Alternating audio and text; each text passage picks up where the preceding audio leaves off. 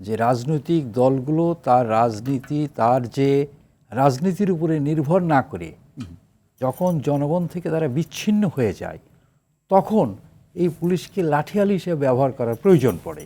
জি, কারণ আপনি যেটা একটু আগে আলোচনায় বলছিলেন যে বিগত দিনে অ্যাকচুয়ালি পুলিশ লীগে পরিণত হয়ে গেছিল। যেমন আওয়ামী লীগের যে বিভিন্ন স্বেচ্ছাসেবক লীগ, অমক লীগ, এটা কিন্তু পুলিশ লীগে পরিণত হয়েছিল।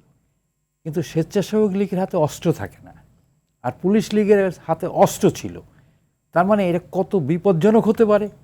এবং অতীতেও দেখা গেছে, মানে এমনি সাধারণভাবে আমাদের মতো তৃতীয় বিশ্বের দেশে, আর তাছাড়া আমাদের বাংলাদেশে, যে শুরু থেকেই এই পুলিশকে রাজনৈতিকভাবে ব্যবহার করার প্রবণতা আমরা লক্ষ্য করেছি। যেমন আপনারা নিশ্চয়ই জানেন যে স্বাধীনতা উত্তর বাংলাদেশে এসপি মাহবুব বলে একজন কুখ্যাত পুলিশ অফিসার ছিলেন, নাম হলো এসপি মাহবুব। তো ঢাকা শহরের দায়িত্ব তার উপরে দিয়ে দিয়েছিল শেখ মুজিবুর রহমান। অর্থাৎ তিনি হচ্ছেন সর্বেসর্বা, এখানে আইজিপি টাইজিপি কিচ্ছু না, তার যা ইচ্ছা তিনি তাই করতেন। একজন এসপি সবকিছু নিয়ন্ত্রণ করতেন। এবং এটা আমার নিজের দেখা, মানে প্রত্যক্ষ দেখা, প্রত্যক্ষ অভিজ্ঞতা। তিনি একটি সাদা গাড়িতে সবসময় থাকতেন এবং ঢাকা শহর টহল দিতেন। যাকে ইচ্ছা তাকে তিনি উঠাই নিয়েছেন, যাকে ইচ্ছা তাকে পিটান দিতে পারতেন। একজন এসপি তো কাউকে ফিজিক্যালি পিটান দেওয়ার কথা না, গাড়ি থেকে নেমে এসপি ফিজিক্যালি পিটান লাগাত। এই ছিল স্বাধীনতোত্তর বাংলাদেশে শেখ মুজিবের শাসনের শুরু। তা যে দেশে শুরুটা এইরকম হয়, তাহলে সেই দেশে পুলিশের কাছ থেকে আমরা আর ভালো কি আচরণ আশা করতে পারি? পরবর্তী পর্যায়ে আমরা দেখেছি জিয়া রহমানের সময়, তারপরে আমরা জিয়া রহমানের সময়টা মার্শাল্লাহর সময় ছিল, আর্মির প্রাধান্য ছিল।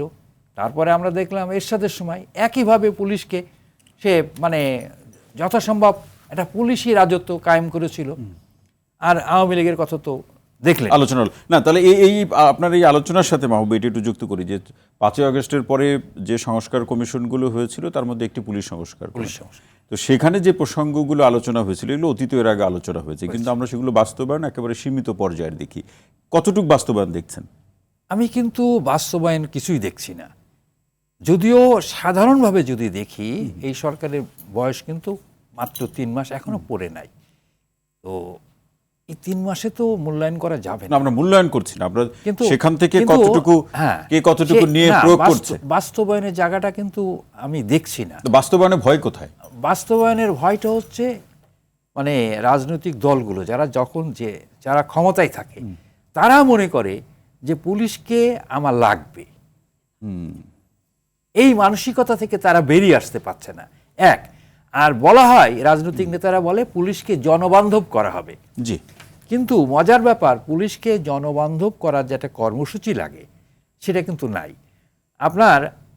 আমাদের যে পুলিশ একাডেমিতে যেখানে শিক্ষা দেওয়া হয় পুলিশকে, মানে আপনি জানেন কিনা জানি না, সেইখানে সাধারণ মানুষকে কিভাবে নির্যাতন করা হবে, কিভাবে গালি দেওয়া হবে, গালি পর্যন্ত শেখানো হয়।